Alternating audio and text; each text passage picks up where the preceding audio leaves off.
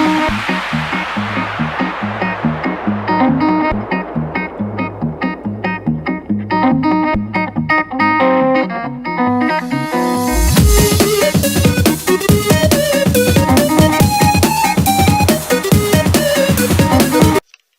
à tous et à tous, ici iOS 6 Pro. Aujourd'hui on se retrouve par un comparatif entre le Samsung Galaxy Mega et l'iPhone 4. Tout d'abord, commençons par le Samsung Galaxy Mega.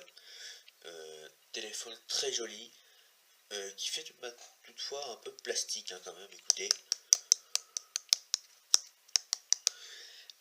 Mais qui se rattrape avec le bord en acier, je pense.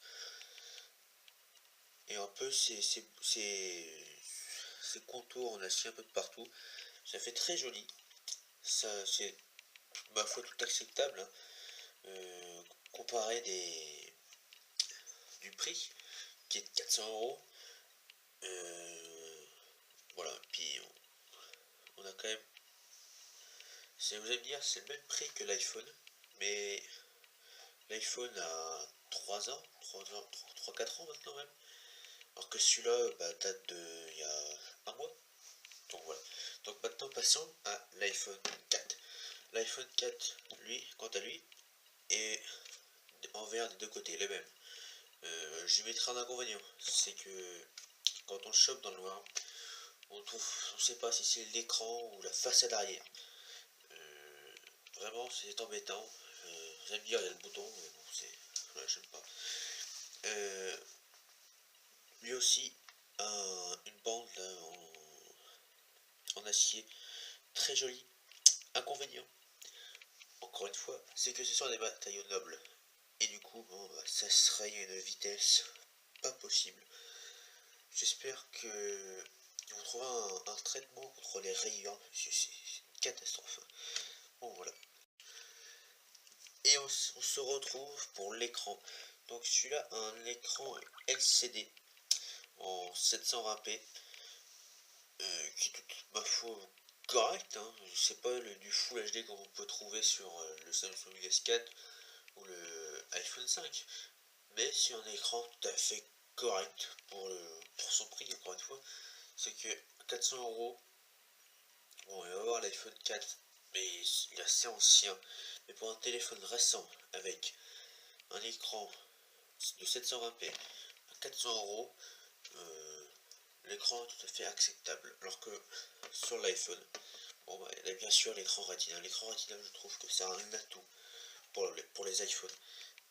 C'est ça qui les départage entre les Samsung, les Nokia, si vous voulez. J'ai vu aucun appareil avec une telle résolution, enfin, qui rend aussi bien à l'utilisation. Maintenant parlons de l'OS. L'OS, donc celui-là il est dans l'Android, pas le dernier parce qu'il n'y a pas encore, mais sur la 4.2.2. Donc je vous ai fait une vidéo sur toutes les fonctionnalités qu'il a. C'est un très bon Android. J'avais déjà eu un Android avant, je n'avais pas du tout aimé, alors que là j'apprécie vraiment. C'est fluide, Android plante pas, c'est bien. Alors que l'iOS, quand on voit ce que fait Android, a pris quand même un sacré coup de vieux. Mais moi je pense que l'iOS 7, quand il va arriver, et il arrivera, va, je pense, égaler, voire dépasser Android.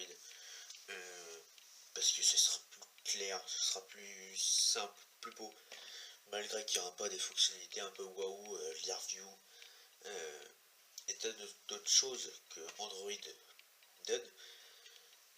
Mais je pense que pour l'instant Android est vainqueur, mais tant qu'on n'a pas essayé iOS 7, on ne peut pas totalement comparer. Passons maintenant à l'appareil photo. L'appareil photo sur ce téléphone est un capteur de 8 mégapixels qui filme en 720p. Vous allez me dire, 8 mégapixels c'est correct. Moi je trouve pas. Comparé, on verra tout à l'heure l'iPhone, je trouve qu'il fait des plus belles photos l'iPhone que le Samsung Mega, alors que pourtant c'est un 8 mégapixels. Pourquoi? Parce que Samsung, je trouve, hein, fait moins attention que Apple quand ils mettent des lentilles dans leur appareil. Et c'est pour ça que je trouve que l'iPhone 5, encore aujourd'hui, est l'un des bons téléphones en appareil photo. Quand on voit, bon, certes, les Samsung S4 notamment, montent à 13 mégapixels, je trouve ça très utile. Ça va être très plafonné maintenant à 13 mégapixels, parce qu'après ça va jouer sur les lentilles et des tas de choses comme ça, et les traitements qui sont derrière. Mais je trouve que Apple, sur ce coup-là, se trouve mieux. Même avec un iPhone 4, on fait des très belles photos. Quoi qu'on puisse dire, même si on peut dire qu'il y a 3 ans, 4 d'ailleurs, mais il fait toujours des très belles photos. Et quand je vois certains qui me disent, les gars, font des meilleures photos que l'iPhone, que le 5 par exemple, je dis non, c'est pas vrai, c'est pas possible, enfin, si c'est possible, mais non, le résultat est pas là. Pourquoi? Parce que c'est pas un téléphone dont je pense que Samsung veut faire un effet waouh sur la photo. Peut-être le S4 fait cet effet waouh dans les photos, mais j'ai malheureusement pas eu la chance de l'avoir en main. Donc impossible de les comparer. Mais en tout cas, entre ces deux machines, c'est l'iPhone, l'appareil photo qui gagne.